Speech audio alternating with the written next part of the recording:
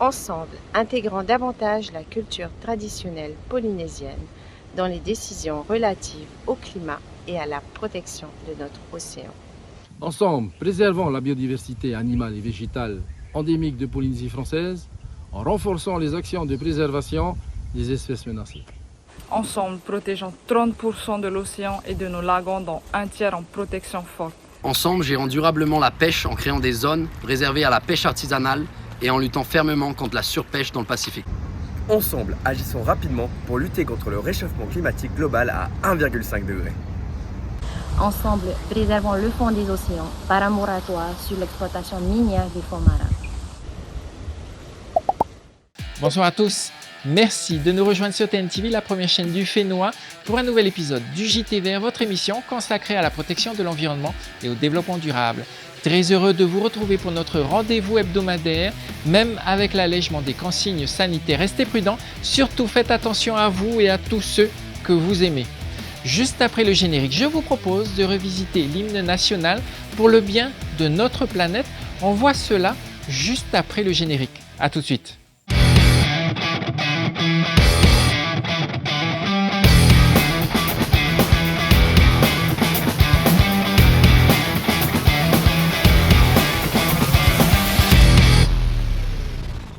On ne le répétera jamais assez, le meilleur déchet est celui qu'on ne produit pas.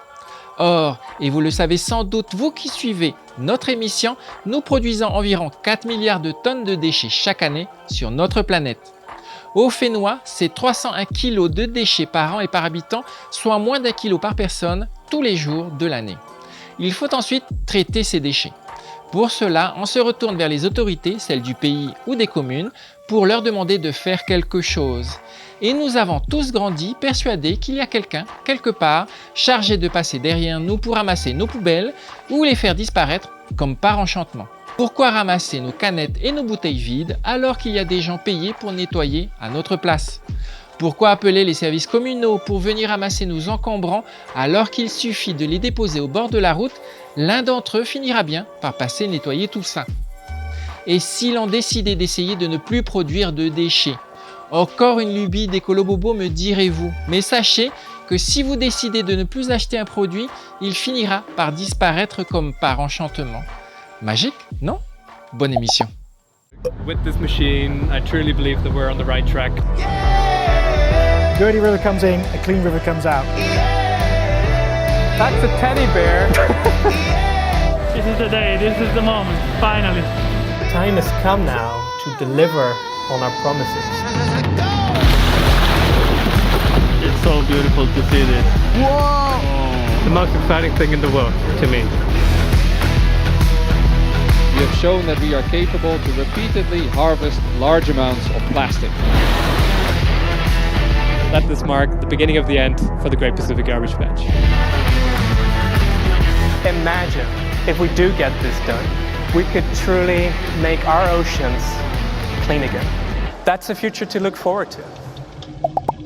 Si, comme le dit si bien Jacques Prévert, les feuilles mortes se ramassent à la pelle, surtout ne les jetez plus.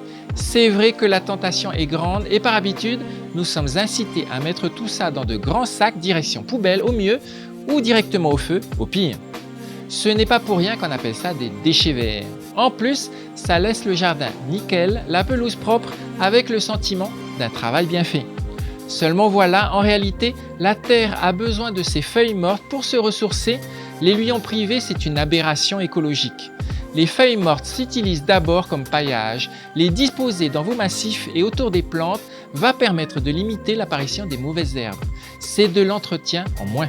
En plus, sous nos latitudes très ensoleillées, cette couche de feuilles mortes permettra de limiter l'évaporation de l'eau.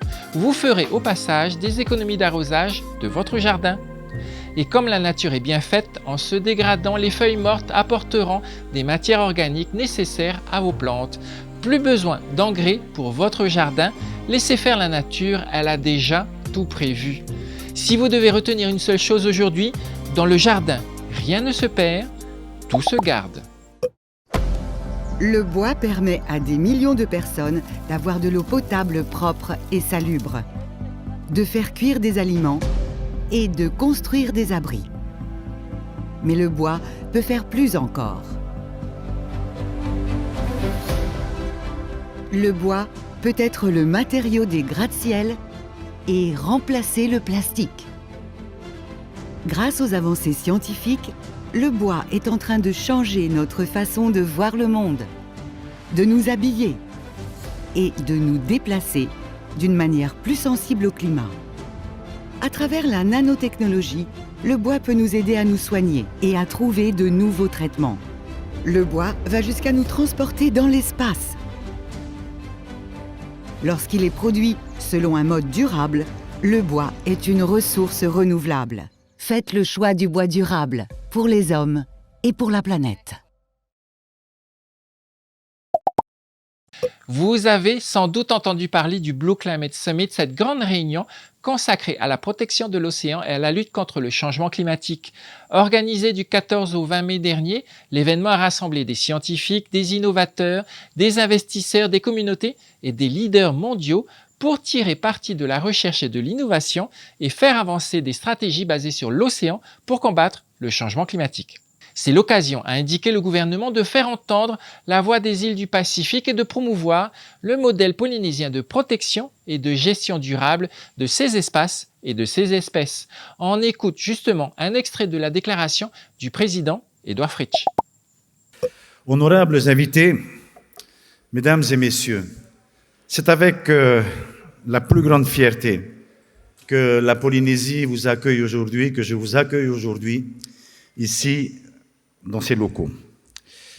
Je tiens à vous remercier chaleureusement d'avoir choisi ce petit berceau du triangle polynésien comme lieu de rencontre pour cet événement international de première importance.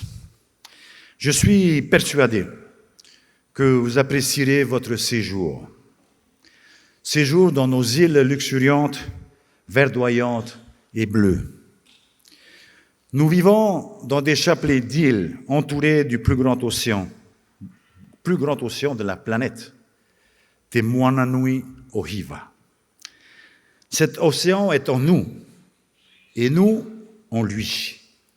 Un espace où l'on vit, un espace où l'on pêche, un espace où l'on voyage. C'est le lieu de nos mémoires, le lieu de nos origines et de nos rencontres. Pour terminer notre JT Vert, je vous propose de revisiter l'hymne national. L'occasion pour l'ONG Greenpeace, à l'origine du projet, de modifier les paroles de la Marseillaise, désormais intitulée « Aux actes citoyens ». C'est notre coup de cœur de la semaine. Allons les gardiens de la vie. Les beaux jours se sont envolés. Tout au bout de notre folie. La nature que l'on a dévastée. La nature que l'on a dévastée. Entendez-vous dans nos campagnes? L'espoir donne encore de la voix. Il doit son plus beau combat aux forêts, aux mers et aux montagnes, aux actes citoyens. C'est la révolution. Luttons, qu'un nouveau monde inonde l'horizon. Voilà les amis, le JT Vert est maintenant terminé. Nous espérons que vous avez passé un bon moment avec nous. Vous pourrez retrouver notre émission sur le replay de TNTV ainsi que sur les réseaux sociaux du JT Vert. Faites attention à vous et à tous ceux que vous aimez. Restez prudents. On se donne rendez-vous très bientôt sur la première chaîne du Fénois. À très vite. Au revoir.